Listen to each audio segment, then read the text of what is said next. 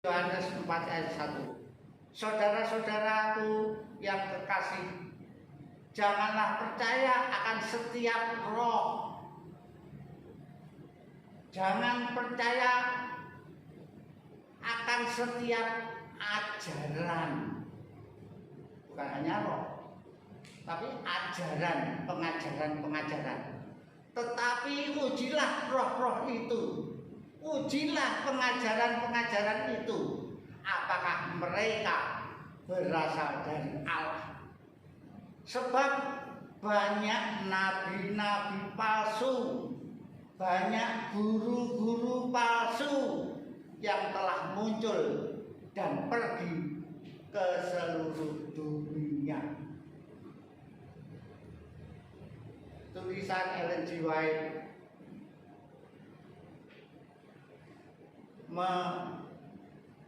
mengingatkan kepada kita supaya kita senantiasa waspada dalam pekerjaan kita. Mendapat pendapat aneh diajukan sebelum benar-benar diteliti agar dapat dipastikan dari mana sumbernya. Malaikat-malaikat setan sangat cerdik melakukan kejahatan, dan mereka mengatakan apa yang disebut beberapa orang sebagai terang tambahan dan sebagai hal baru yang menakjubkan. Meskipun ya ini pekerjaan setan. Meskipun pekabaran mereka itu mengandung kebenaran, namun sudah bersifat perintah manusia. Sekarang saatnya bagi kita untuk berjaga-jaga dan berdoa dengan tekun. Ini adalah Testimonies to Ministry halaman 229.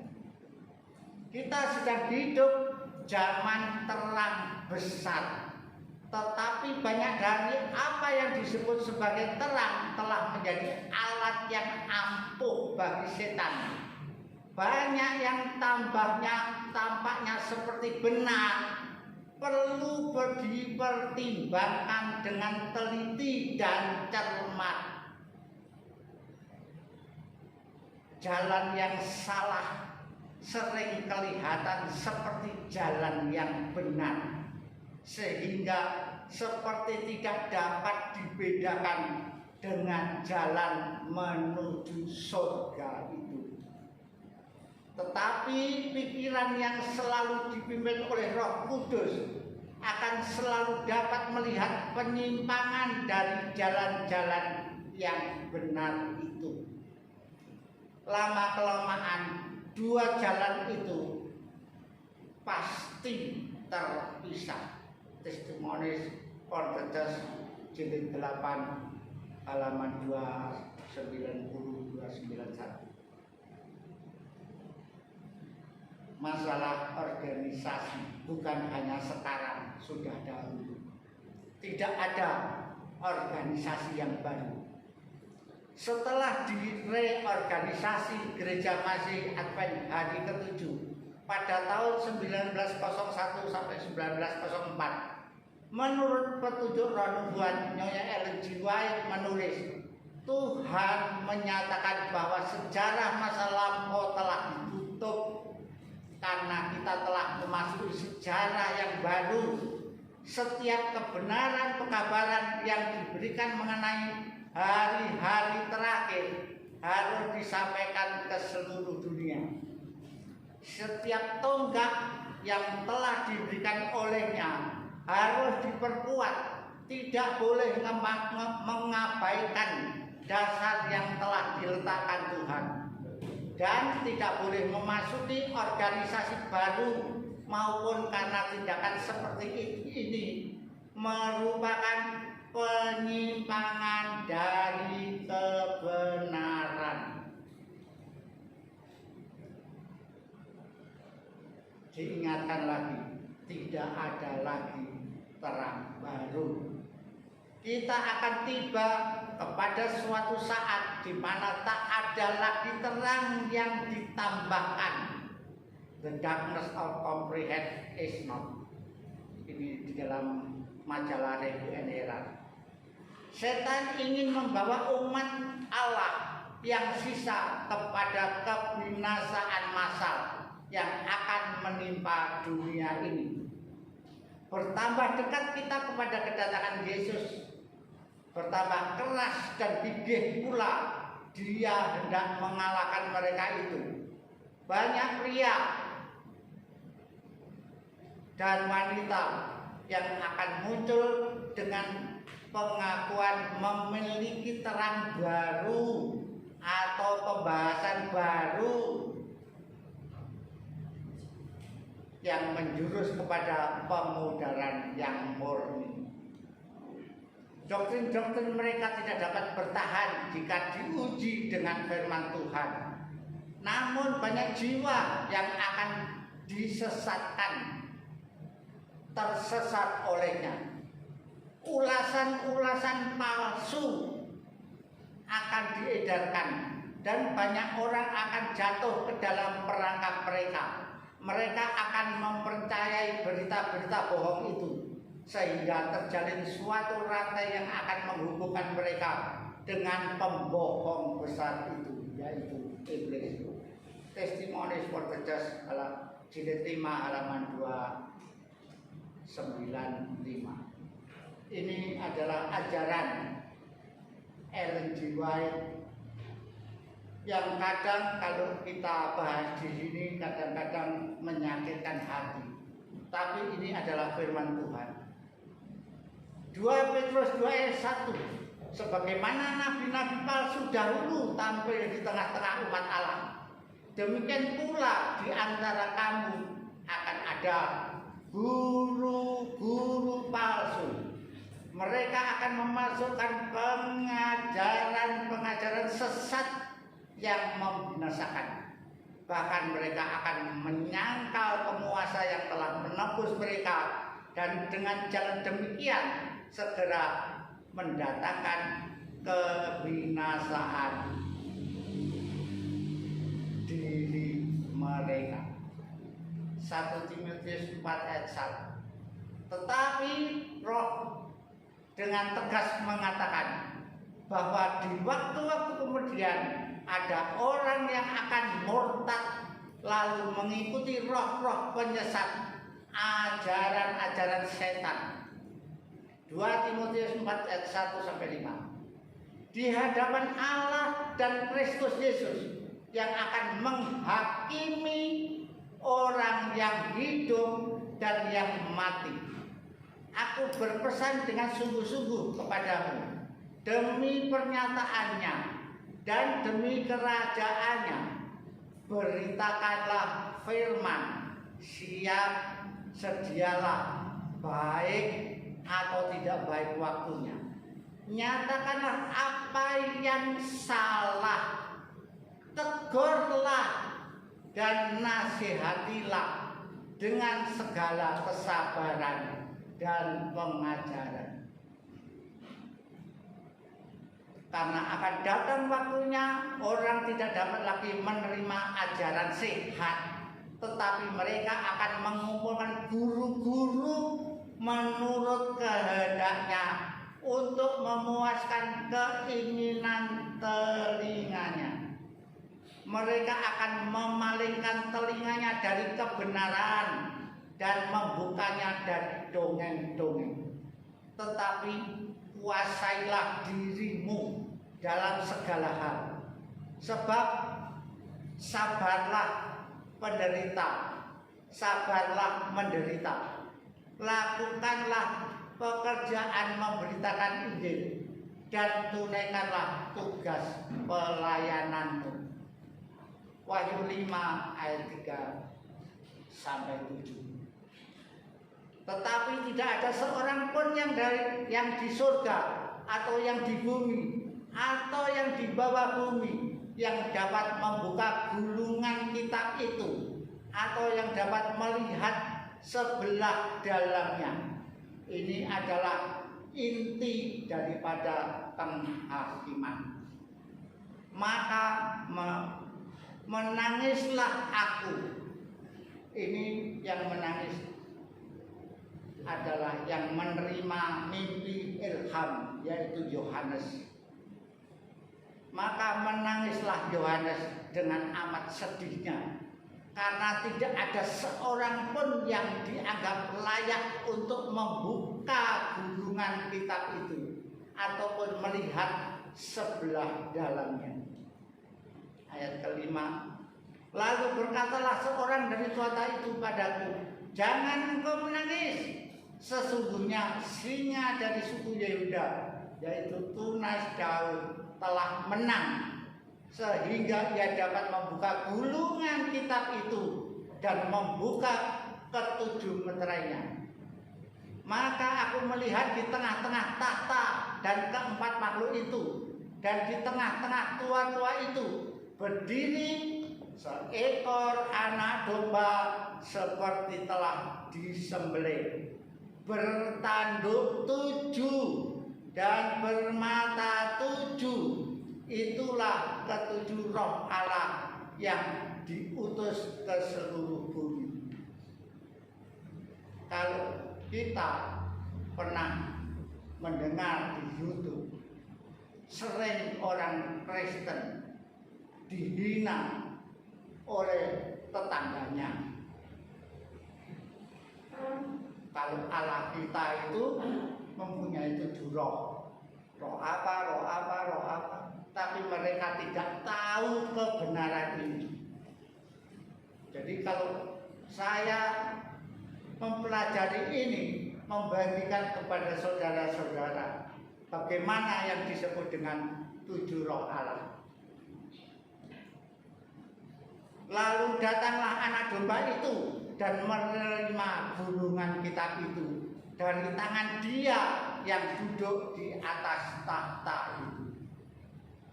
Jadi yang menerima gulungan itu adalah domba yang tersembelih. Siapa itu? Yesus Kristus. Yang memberikan gulungan itu siapa? Allah Bapa. Hanya Yesus yang dapat membuka gulungan kitab-kitab itu. Tidak ada orang lain yang dapat membukanya. Sehingga menghakimi penghakiman karena yang membuka Yesus. Jadi Yesuslah yang menghakimi semua orang.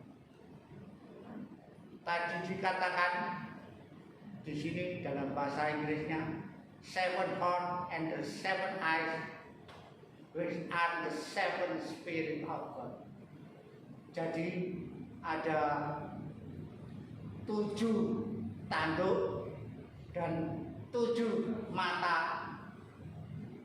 Ini nanti dalam masa penghakiman gambarnya seperti itu.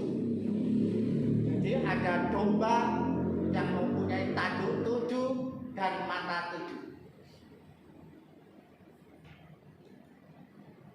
Ini yang dikatakan the 7 gift of the Holy Spirit. Jadi 7 roh Allah. 7 roh Allah di sini kurang jelas, makanya Pak Bandu membantu saya. 7 roh Allah itu adalah yang pertama wisdom, kemudian fear of God, pity, knowledge, fortitude, counsel, understanding. Ini ketujuh roh Allah. Angka 7 adalah lambang kesempurnaan. Wisdom, sumber hikmat di dalam Yesus ada. Counsel, Yesus adalah sumber nasihat dan keperkasaan. Piti, Yesus adalah orang yang suci, orang yang saleh. Fear of God, Yesus di dunia mengenal akan Tuhan dan takut akan Tuhan. Knowledge, Yesus adalah sumber pengetahuan dan dia mempunyai kekuasaan, yang luar biasa. Karena anak domba dapat mengampuni dosa. Di mana-mana, nabi mana siapapun tidak ada yang dapat mengampuni dosa. Kemudian knowledge, pengetahuan dan kekuasaan. Yesus mempunyai kuasa. Apapun yang ada di dunia ini tanpa perintah Allah Bapa, Yesus mempunyai kuasa sendiri. Bahkan melepaskan nyawanya dan mengambil nyawanya kembali. Itu adalah kekuasaan Yesus Sang Ilahi. Fortitude, walaupun dia manusia, dia tabah, setia sampai mati di kayu salib. Understanding, Tuhan Yesus mempunyai pengertian. 7 tanduk menunjukkan pada kesempurnaan. Kesempurnaan, tanduk keselamatan untuk menyelamatkan jiwa-jiwa.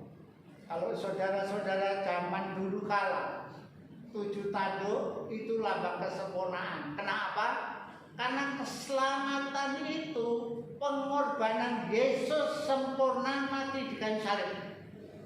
Sebelumnya itu ada tanduk yang ada di tempat pembakaran. Itu 1 tahun sekali. 1 tahun sekali. Imam besar seperti Harun hanya setahun sekali memberikan darah untuk pengorbanan itu di 4 tanduk yang ada di dalam Kaimas. Tapi hal itu sudah disempurnakan. Jadi 7 tanduk ini lambang kesempurnaan Yesus untuk menyelamatkan saudara dan saya. 7 mata Tuhan menunjukkan pada kesempurnaan, memandang yaitu tidak ada yang tersembunyi di hadapan Tuhan. Saudara mau datang ke gereja, mau datang kemana, mau berbakti kemana, mau lari kemana, usaha saudara, di mata Tuhan tidak ada yang tersembunyi. Dan 7 tanduk dan 7 mata Tuhan adalah ini pekerjaan setan saudara. Luar biasa kalau kita membicarakan ini. Dan 7 tanduk dan 7 mata Tuhan adalah 7 roh yang diutus ke dalam dunia untuk menyelamatkan jiwa-jiwa. Ketujuh roh berserta bekerja secara sempurna menjangkau saudara-saudara dan saya, jiwa-jiwa di 4 penjuru bumi. Inilah mata Tuhan yang menyelamatkan gerejanya dengan membongkar kelemahan dan dosa mereka supaya mereka bertobat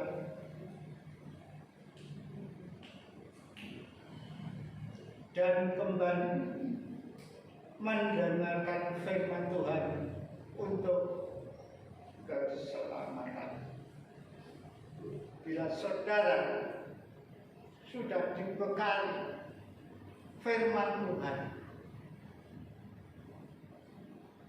saudara sudah dibekali roti hidup, saudara sudah dibekali berhubungan selalu dengan Tuhan, keselamatan di tangan saudara. Ini adalah ayat ini. Yohanes 6 ayat 35. And Jesus said unto them, I am the bread of life. He that come to me shall never hunger, and he that believe on me shall never thirst. Ini ayat hafalan ini harusnya kita hafalkan dengan benar. Kalau kita tahu intinya, ini ayat hafalan sangat mudah. berkata kepada mereka. Yesus berkata kepada kita. Yesus berkata kepada Aaron. Yesus berkata kepada Bunatan. Apa katanya?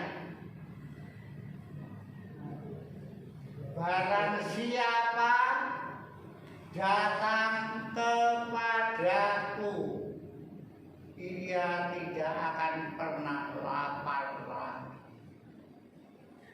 Barang siapa percaya kepadaku, ia tidak akan pernah haus lagi. Kata Yesus kepada mereka, akulah roti hidup. Barang siapa datang kepadaku, ia tidak akan lapar lagi. Dan barang siapa percaya kepadaku, ia tidak akan haus lagi. Saudara-saudara dan kekasih dalam Tuhan, ayat bersautan tadi melambangkan Yesus pun dicobai di dalam dunia ini untuk hanya sekedar makanan jasmani. Karena batu supaya menjadikan apa? Roti itu adalah makanan jasmani.